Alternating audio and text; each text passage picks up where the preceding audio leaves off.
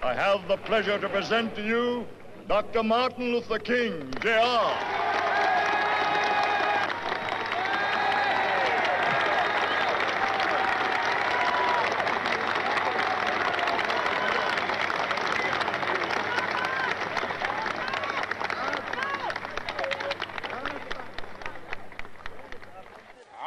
Happy to join with you today in what will go down in history as the greatest demonstration for freedom in the history of our nation.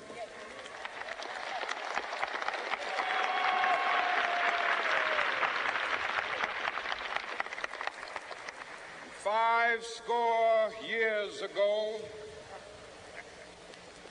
a great American in whose symbolic shadow we stand today signed the Emancipation Proclamation.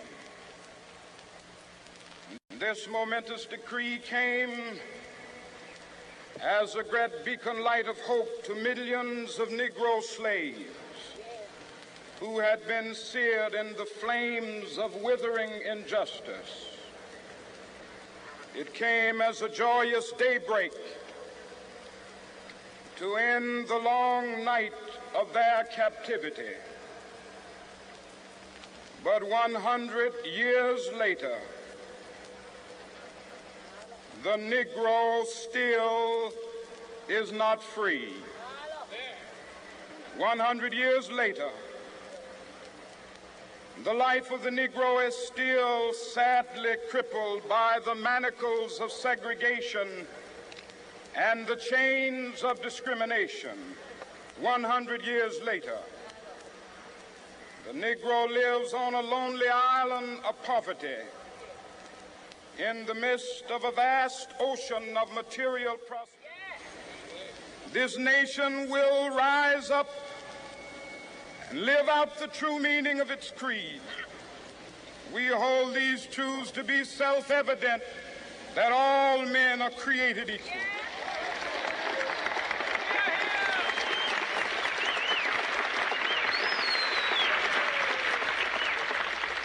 I have a dream that one day on the red hills of Georgia, the sons of former slaves and the sons of former slave owners will be able to sit down together at the table of brotherhood. I have a dream that one day,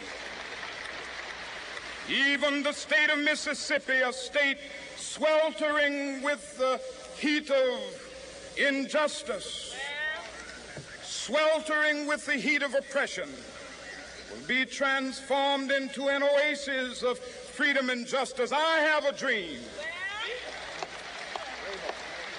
that my 4 little children will one day live in a nation where they will not be judged by the color of their skin, but by the content of their character. I have a dream today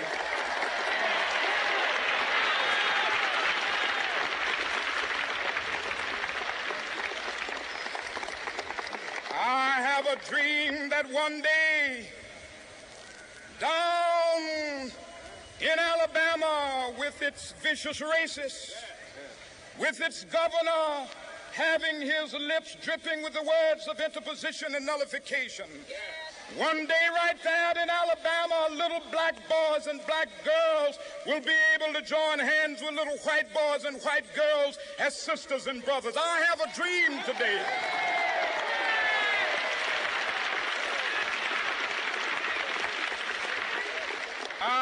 a dream that one day every valley shall be exalted, and every hill and mountain shall be made low. The rough places will be made plain, and the crooked places will be made straight, and the glory of the Lord shall be revealed, and all flesh shall see it together.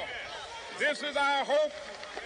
This is a faith that I go back to the South with. With this faith, we will be able to hew out of the mountain of despair a stone of hope. With this faith, we will be able to transform the jangling discords of our nation into a beautiful symphony of brotherhood. With this faith, We will be able to work together, to pray together, to struggle together, to go to jail together, to stand up for freedom together, knowing that we will be free one day. This will be the day. This will be the day when all of God's children will be able to sing with new meaning, "My country, tears of thee. Sweet land of liberty, of thee I sing. Land where my fathers died, land of the pilgrim's pride. From every mountainside, let freedom ring. And if America is to be a great nation, this must become true. And so let freedom ring. From the prodigious hilltops of New Hampshire, let freedom ring.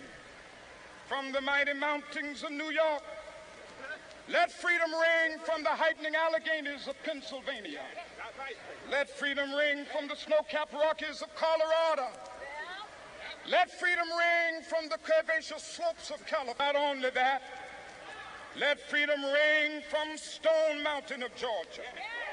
Let freedom ring from Lookout Mountain of Tennessee.